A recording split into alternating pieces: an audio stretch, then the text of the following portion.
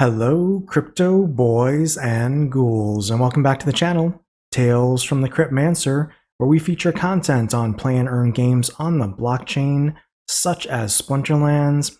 And in today's video, I want to play a clip from yesterday's Splinterlands TV Twitch stream, where we went into a discussion around Splinterlands Best Kept Secret, and you're definitely going to want to stick around for this discussion. Let's hop right into the clip, and until next time, keep stacking those stats. Let's talk a little bit about Splinterlands Best Kept Secret.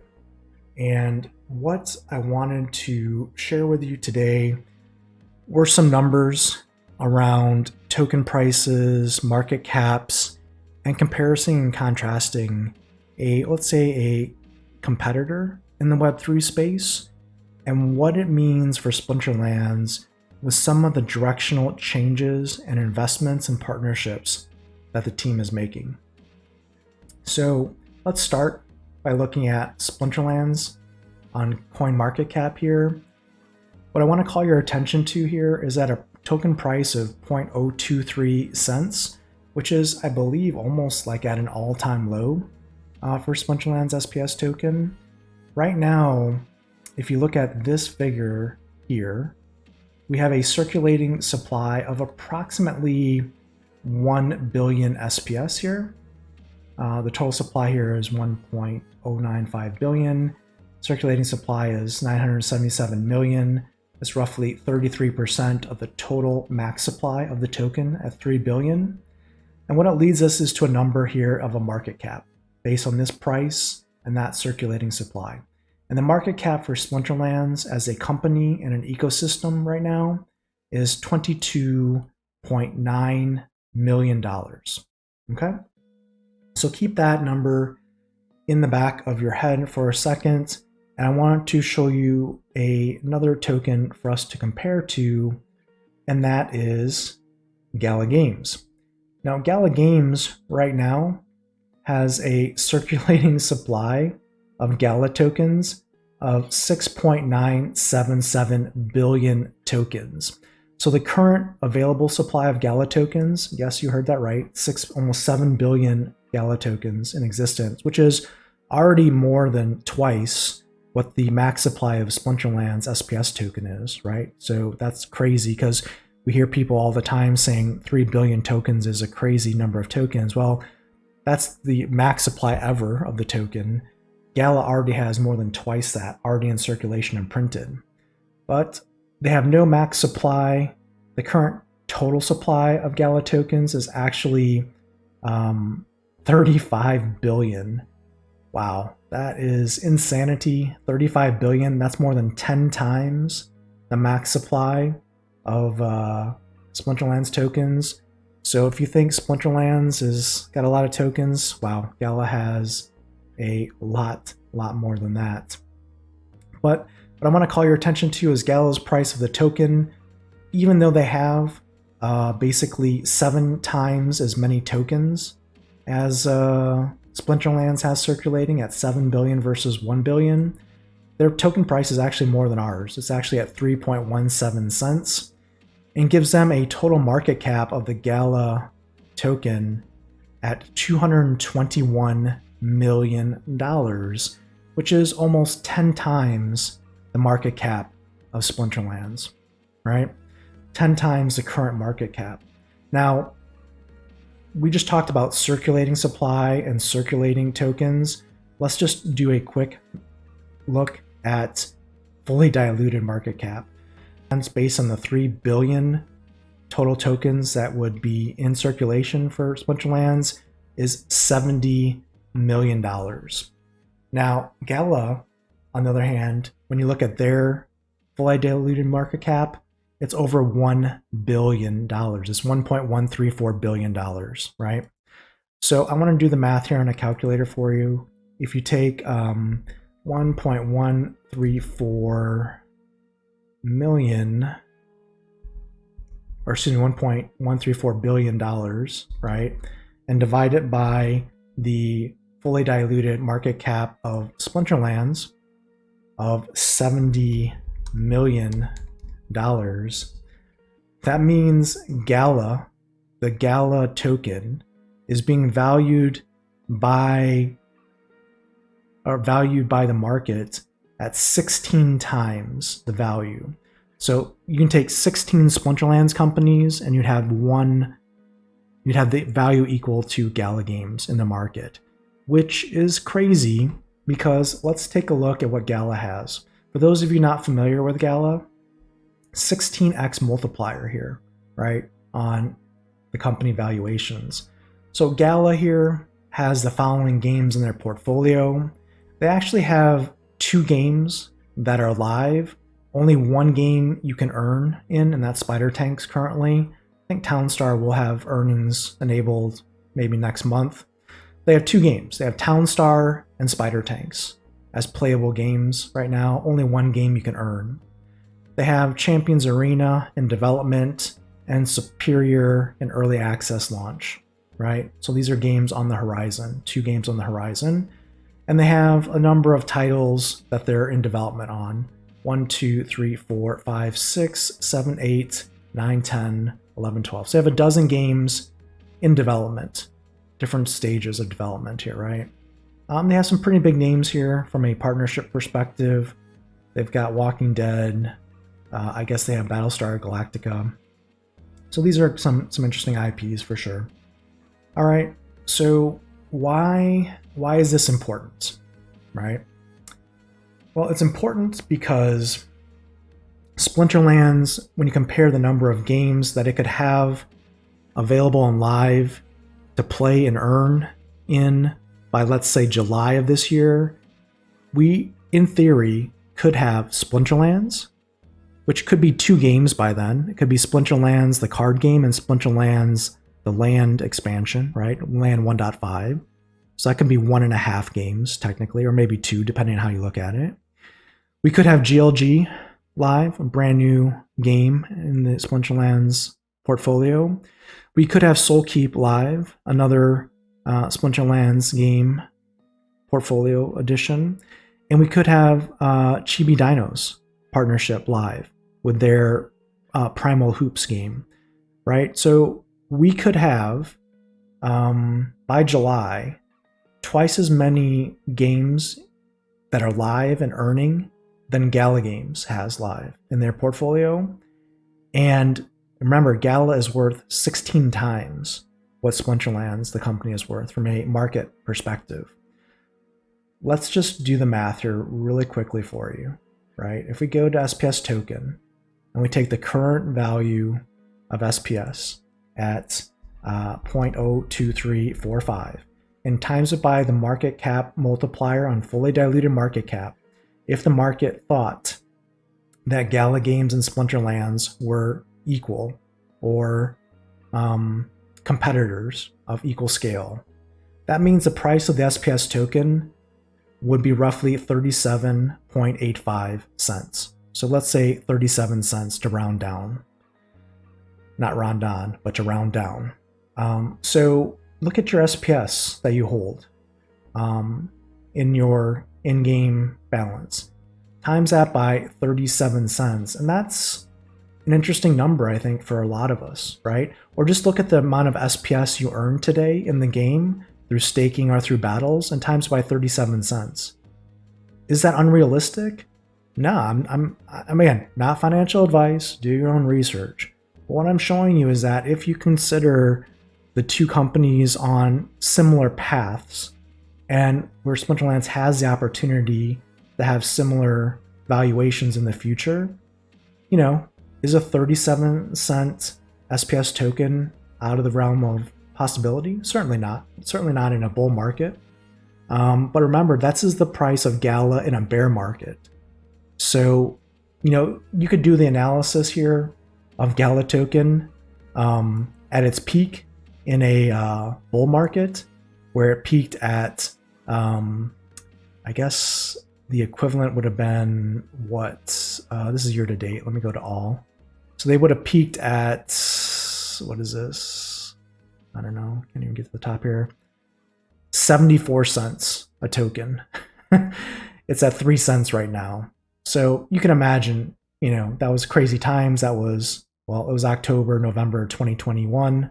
Not too long ago, honestly. A year and a half ago, 18 months ago, whatever that happens to be. But again, all hope is not lost when it comes to Splinterlands and our assets. But here's what I want to show you, and this is where I think is the most exciting and the best kept secret of Splinterlands, right? What we've learned from Splinterlands is that they have the ability to take Unity games and put them on the blockchain with Splinterlands or GLG tokenomics with Unity-based game engines and gameplay. I'm just showing you some screens here. I don't know if you can see the images here, of Unity. If you're not familiar with what Unity is, it's a very popular development engine for a lot of games, especially mobile games. And it's a big deal. If Splinterlands can take Unity-based games and have a service to bring them onto the Splinterlands portfolio and blockchain, that's a big deal. That's a big deal, everyone. Let me share with you how big of a deal this is. Like we talked about Gala's portfolio, and you probably said, "Ooh, look at these games. Those are sexy games," and Splinterlands has none of that today. Well, if Splinterlands can prove with games like Chibi Dinos and others that we can take Unity games and bring them on the blockchain successfully, that can make Splinterlands' portfolio overnight explode to be 100 times what Gala has in development or even in their roadmap, which should make your mouth water here. And this is why this is the best kept secret for Splinterlands, right? If you look at Unity games, you would be surprised at some of the games that run Unity. Assassin's Creed Identity, Hearthstone runs Unity. Can you imagine if Splinterlands made an agreement with Blizzard at one point in time and brought Hearthstone onto Splinterlands blockchain and made their assets tokenizable? I mean, it's not out of the realm of possibility. Hearthstone is a Unity-based game. Maybe Blizzard wants a quick way to create a Hearthstone blockchain version, and they don't want to do it all themselves. Maybe they just buy Splinterlands. Boom. Now Blizzard is on the blockchain as a crypto company.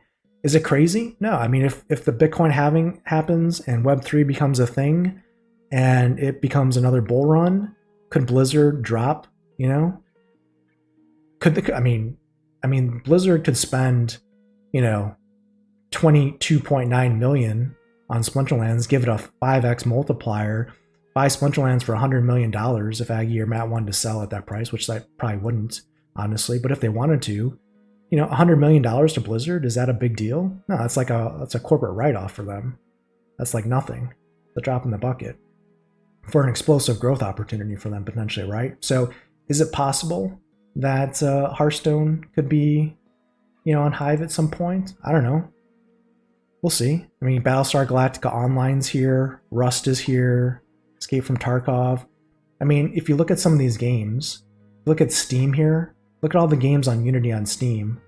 This is, I guess this is PGA 2021, PGA Tour. These are all the games on Steam that run Unity. There's tons. I mean, think about this. Let me ask you a question.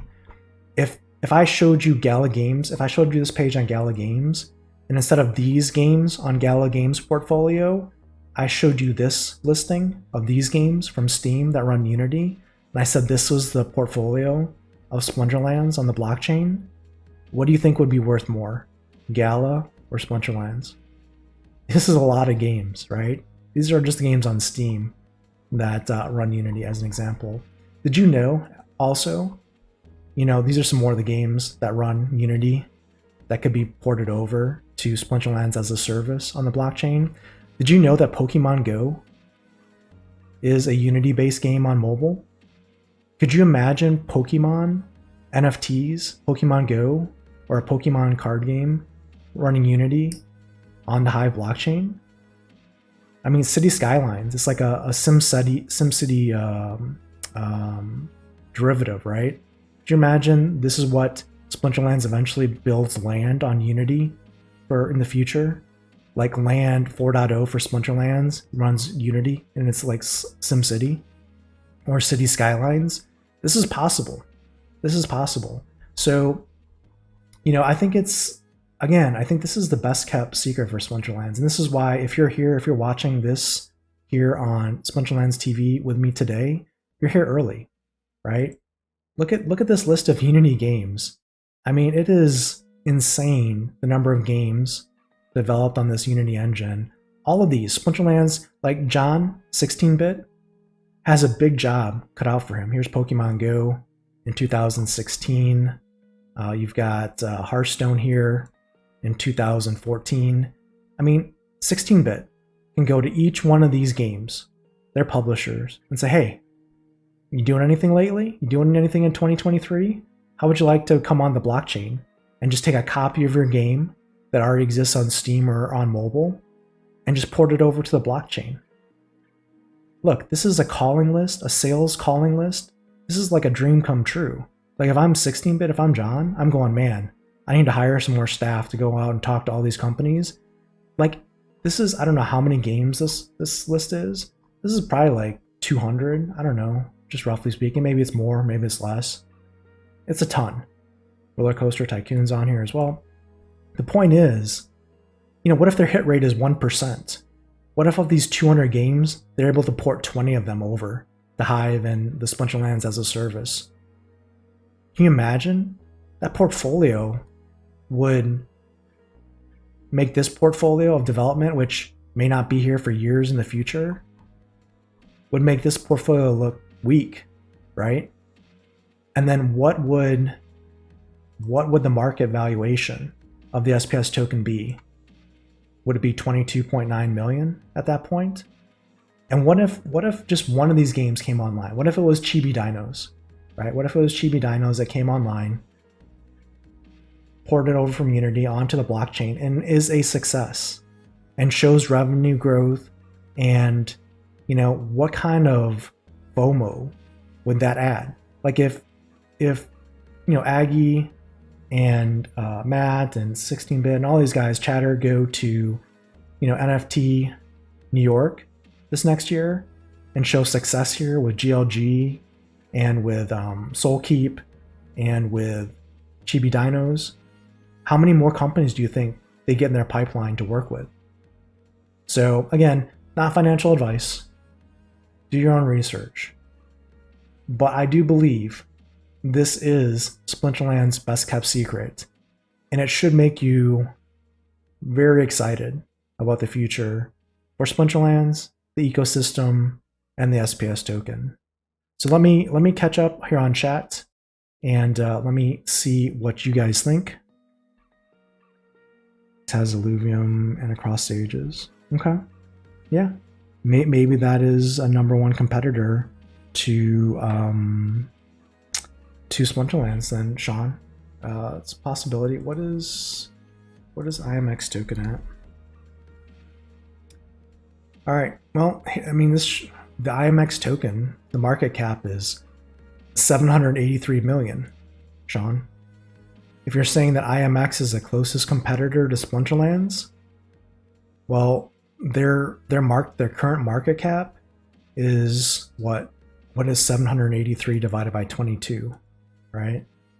If Sean is saying that Immutable X is the closest competitor to Splinterlands, they're trading at a 35x of what Splinterlands' current market cap is valued at, and their total fully diluted market cap is 1.7 billion. Seems pretty good.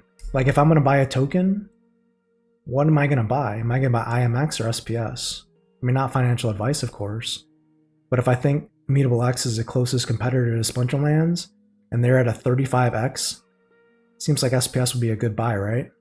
Look at the fully diluted market cap, 1.7 billion, compared to Splinterlands market cap of 70. What is that multiplier? It's not 35, I can tell you that much.